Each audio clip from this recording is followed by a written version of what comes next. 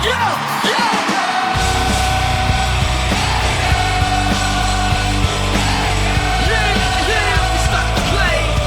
by the lake, wouldn't know what to say.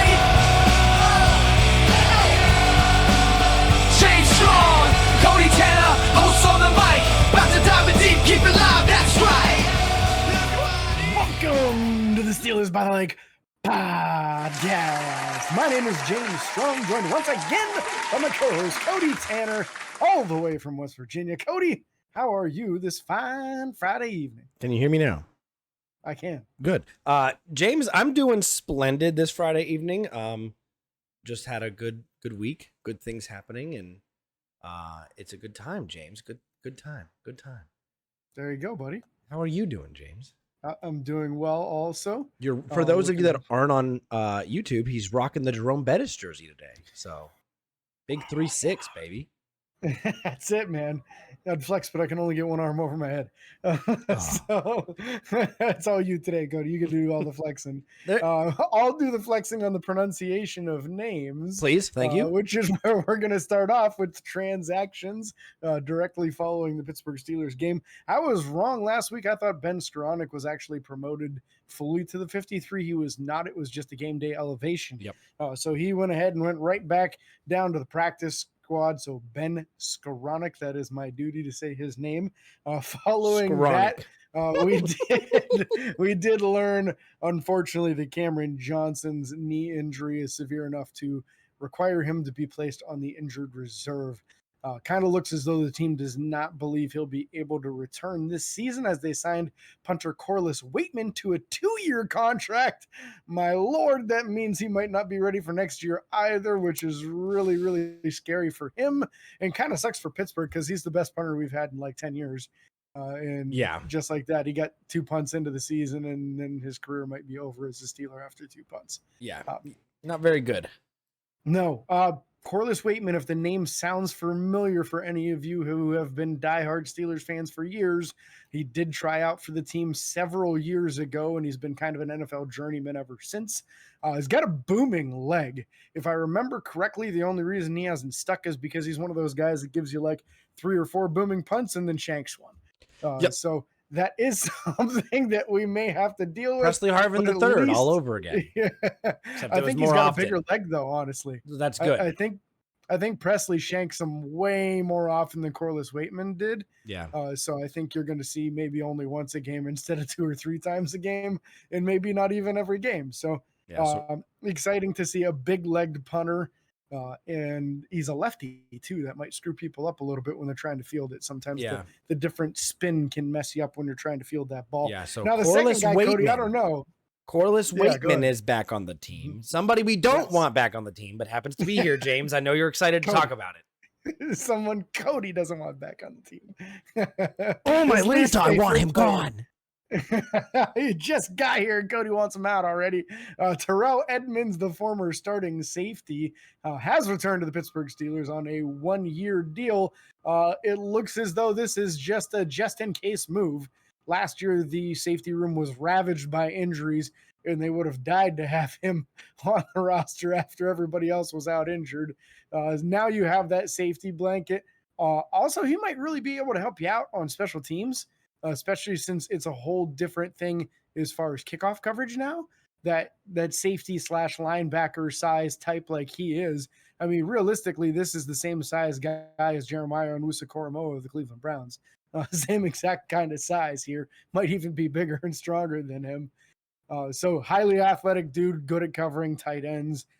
They might incorporate him, but I kind of think that he is the emergency plan in case something happens to either KZ or Elliott. He would be the guy that would start getting playing time over Jalen Elliott. I think we'd rather see Terrell Edmonds out there than Jalen Elliott, unfortunately. Interesting. Cody, you look so excited to see him back, man. I'm just not. This is for Cody right here. His whole attitude of having Terrell Edmonds back, he's just like, oh, I can't wait to pop one. Yeah. Welcome home, Terrell.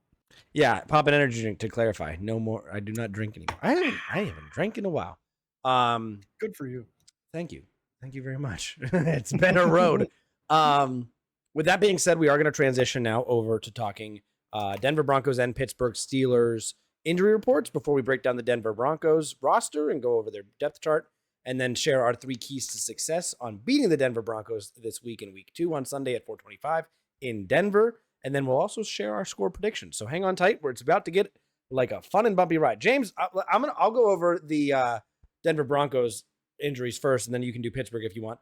Only 5 guys. You would love it. I know you would. Only 5 guys listed for Denver. None of them have game status. Burgers and fries. 5 guys, burgers and fries. Here we go again. 2 weeks in a row. 2 shows in a row, not even weeks.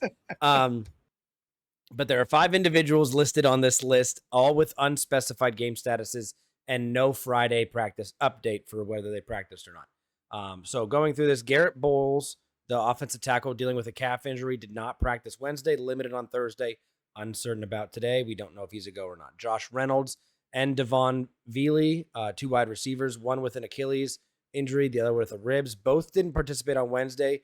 Reynolds was limited yesterday, and Devon did not participate again today. I don't expect Devon to play. Luke Wattenberg, the center, dealing with an ankle injury, didn't participate on Wednesday, limited yesterday. Again, no specification for today.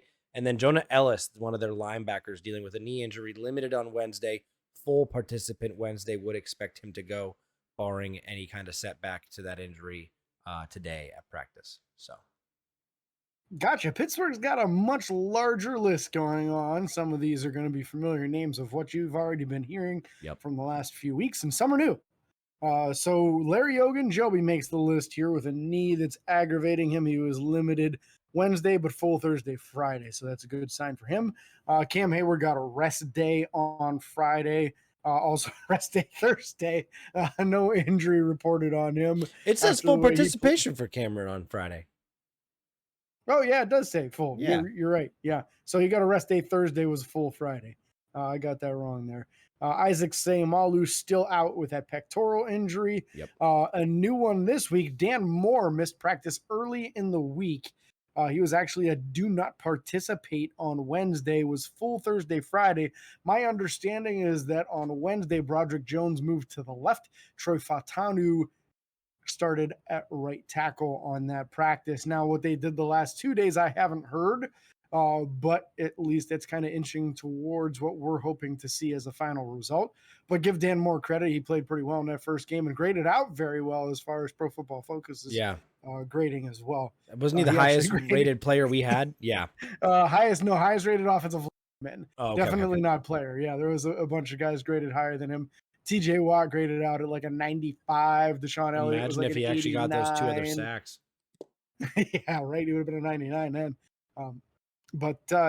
So that's where we're at with Dan Moore Jr. Darius Rush was a full participant in practice on Friday after being limited Thursday and also limited Wednesday. It's a good sign for him in the concussion protocol. Yep. That does not mean he has fully cleared, but that is a good sign for it. Tomorrow will be the measuring stick. If he's still symptom-free tomorrow, then they could clear him possibly for the game.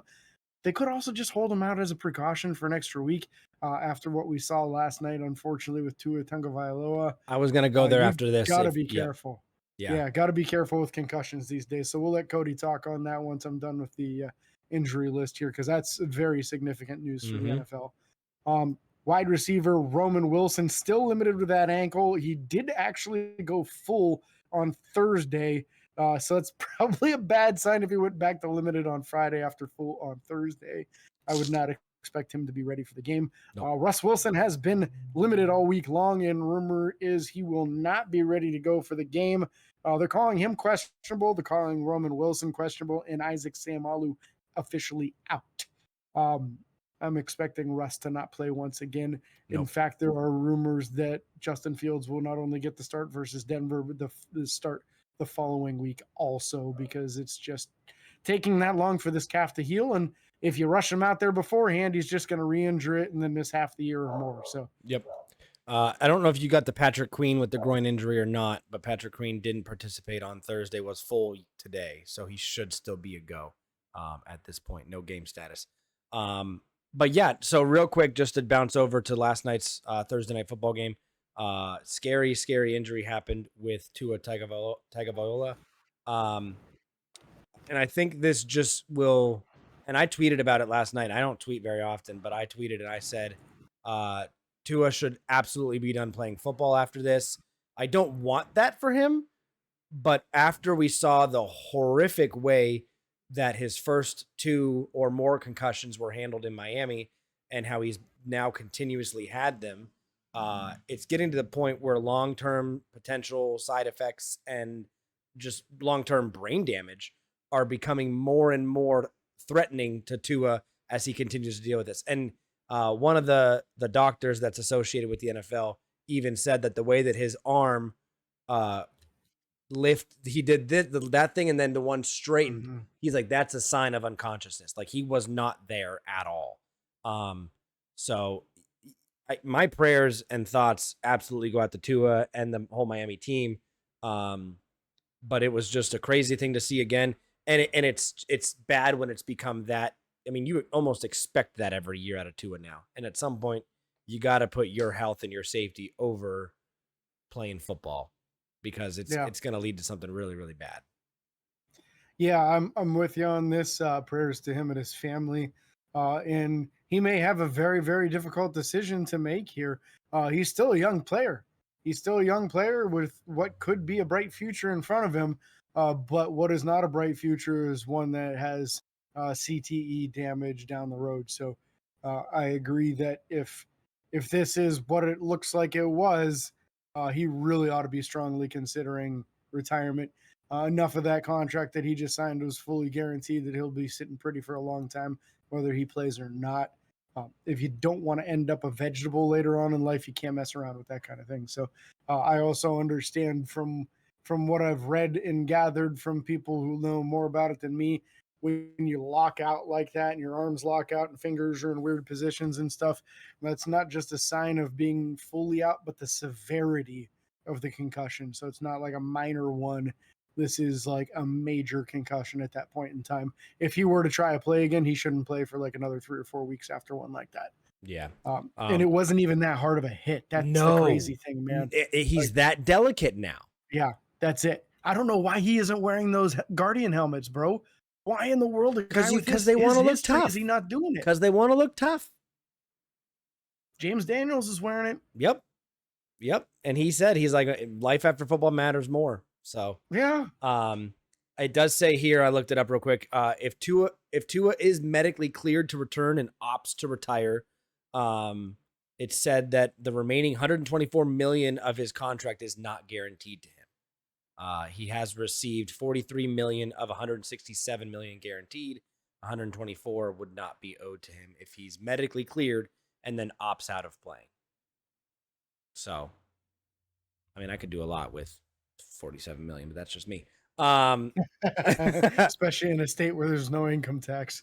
Yeah, exactly. But no, let's go ahead and move on, and we can talk Denver Broncos roster real quick.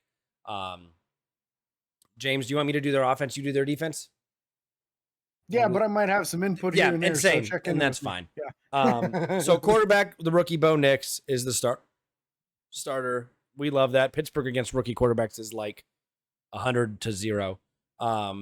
They have some backups. Bo Nix is a college quarterback, was awful until his last year, which he transferred to a different college. So yeah, a very erratic thrower in his history at Auburn. Yeah, I'm not even sure what his stats were last week. Denver did lose last week to Seattle, 26-20, 2 interceptions. Two picks, yeah. 2 picks. Maybe this week he'll do worse. The wide receiver room is filled with decent guys. Josh Reynolds, obviously, we talked about him being injured. Cortland Sutton, who will be playing. Marvin Mims Jr., very speedy guy. Lil Jordan Humphrey. Okay. Troy Franklin, and then Devon Veely, but obviously we said he's also injured. Cortland Sutton being the main focus there. That was a guy that people have talked about with Pittsburgh trading potentially in the future. I don't see that happening anymore. But again, I don't think it's a pushover wide receiver room. But I do believe that our defensive secondary is more than capable of handling this receiving core. Also, tight ends Adam Troutman, Greg Dulich, and Lucas Kroll. Anything you want to say about those guys? Well, I'm just curious. Are you using ESPN for the depth chart or somebody else? The Denver Broncos homepage. Okay, yeah, that's probably what I should be on then because What do they do? What do they got? ESPN's got different guys in different orders and everything. Oh, so, that's funny. so continue, and I'm going to switch over to the Denver Broncos page Okay. while you're doing the offensive No, line. that's fine. Yeah. I'm going to go fullback and running back real quick. So fullback, Michael Burton. They actually have a backup fullback listed, Nate Adkins. Javonte Williams and Jaleel McLaughlin.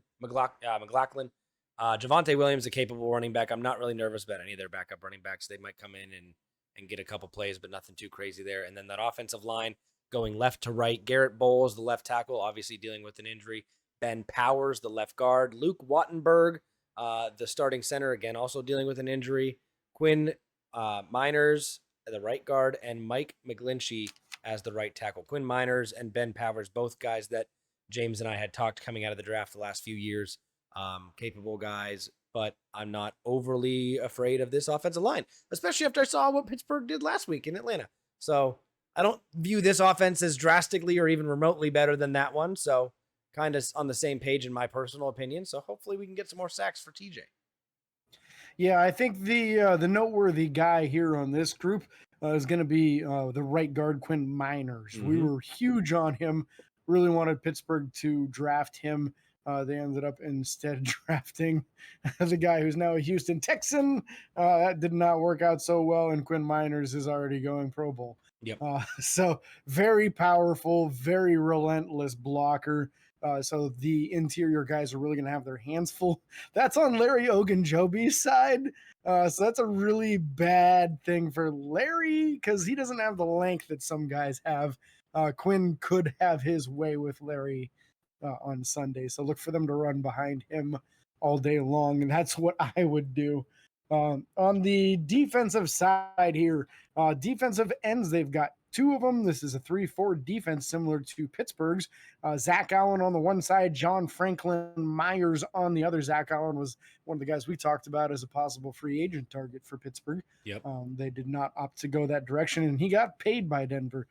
Nose tackle DJ Jones, and then some backups that aren't really all that significant from what I know of. The linebacker core, we've got Jonathan Cooper on the strong side linebacker, weak side linebacker Baron Browning, and then the inside linebackers Alex Singleton and Cody Barton. Looking through the backups, and none of them are really for me all that much. Anybody you want to talk about this front seven here, Cody? So Jonathan Cooper did end last week with 2 sacks.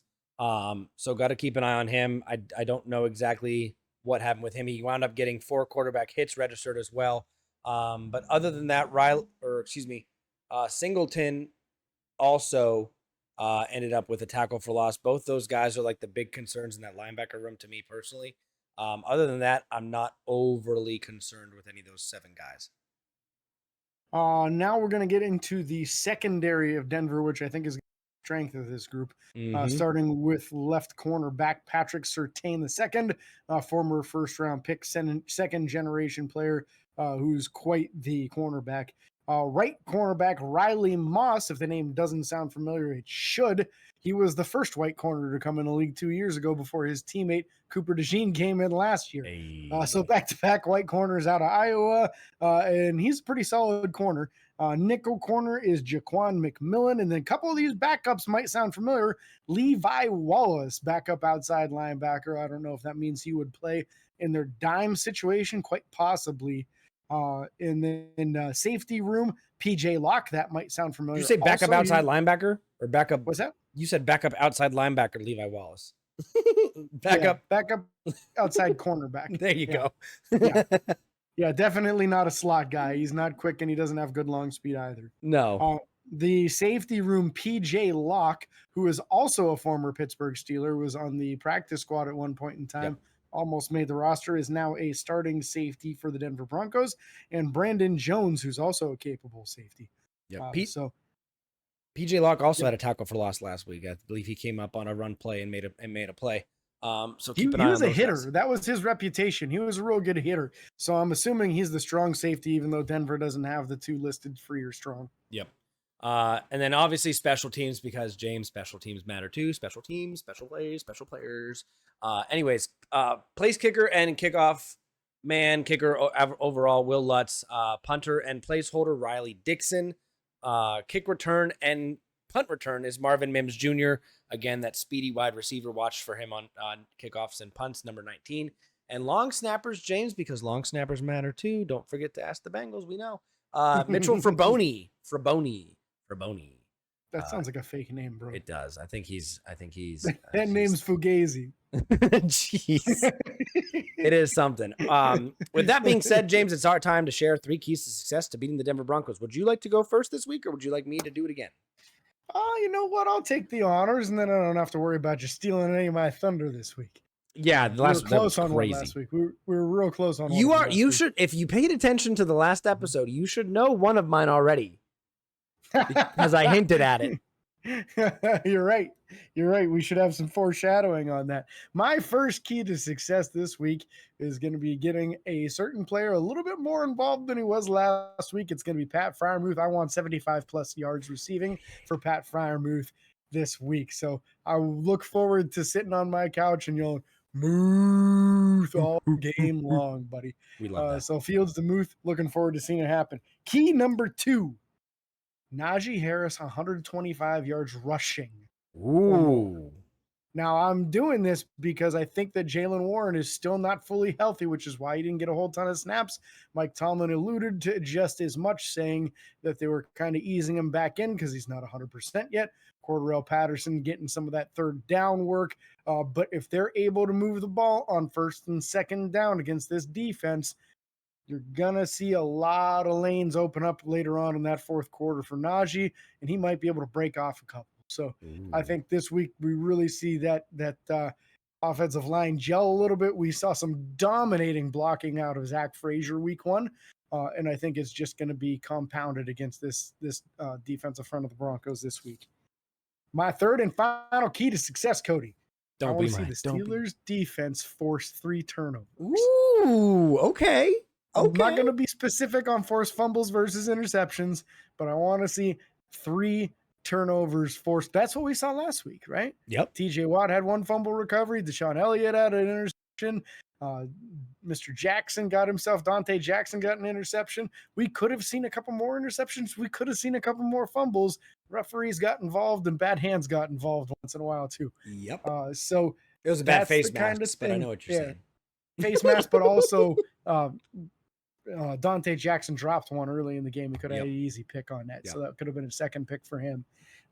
So I think if they're able to do that again this week with those 3 turnovers, you're looking at another W for Pittsburgh. So I love that. Cody, what do you got for your 3 keys to success? We love that. So James, my 3 keys, 2 defensive, 1 offensive. The first one is going to be the one that I hinted at last week on the recap show. I want to see Pittsburgh's third down percentage improve. I want to see a 75% third down percentage. I want us converting 3 out of every 4 third down to either a first down or a field goal or something. Obviously, that doesn't count as a conversion, but if we're at least getting points, I'm happy with that, especially with on the end of Boswell's leg. So looking forward to Pittsburgh converting more third downs. I want to see that improve. Now, my second key to success, I'm going to stay on the defensive side of the ball, and I'm going to kind of go back to where you went last week. I want to see Pittsburgh, and when I looked at this offensive line and when I saw what happened last week, and when I'm processing TJ Watt's anger from last week, I want to see this defense come away with not 1, not 2, not 3, not 4, not 5, but LeBron. 6 sacks this week. I'm going big for Pittsburgh getting 6 sacks. I don't care where they come from. I don't care if it's freaking Minka Fitzpatrick on a safety blitz. I don't care. Beanie Bishop on a corner blitz. I don't care. 6 sacks is my goal. A rookie quarterback, if we get him that distraught and disgruntled, James, we might just be seeing those 3 turnovers you're looking for. So we'll hope that maybe we can play back and forth on that defensive side. Now, my third and final key to success for Pittsburgh beating the Denver Broncos, James, is I'm going back to last week, but a little different. I want George Pickens to have over 100 yards receiving in the game. Last week, I went with 10 receptions. He didn't quite get there. He also didn't quite break 100 yards. This week, I want him to have 100 yards receiving at least, and I think we come away with a victory. Very nice. Very nice, you say. James, it is now time for score predictions. Yeah. Would you like me to go first? Go for it, man. I got a score in mind. Hopefully you don't pick it. I'm going to pick it right now. 27-14 Pittsburgh. All right. I am slightly lower scoring on my prediction. I think Denver's going to have a difficult time finishing drives with touchdowns. And I think Pittsburgh's going to find the end zone one or two more times. In fact, I'm going to say twice more than they did last week. Ooh. I'm going 23-13. That'll give us 2 touchdowns and 3 field goals. And I think that 5 successful drives like that would be enough to win in this game. And I think 13 is generous for what Denver's offense is capable of putting out right now, especially with Bo Nix, the way he played week 1. He's going to take a real big bounce back against what appears to be a tougher defense than what he went against week 1. Yeah. That's a tough ask for Bo Nix. I would be specific about why I gave them 14 points, but I feel like it would be negative, so I'm not going to say it. All right, then don't do let's it. just say I think they might nice. have. I think they could potentially have an easy drive. I think Pittsburgh might make some mistakes and give them a short field, and they might get an easy touchdown that way. But I'm hoping they hold them to 1 score outside of that, and then put up some points themselves. So, boom, baby. Yeah. If you guys have your 3 keys to success or any score predictions you would like to share with us, please comment on the video if you're on YouTube or message us on social media. We'd love to talk about them on the recap show and seeing that we beat Denver by some crazy high number, because that would be fun to talk about.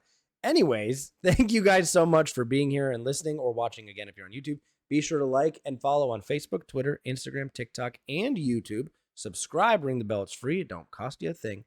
Don't forget the 5-star reviews on Apple Podcasts. Make James here very happy. And until next time, this is your host, James and Cody, signing off. Peace.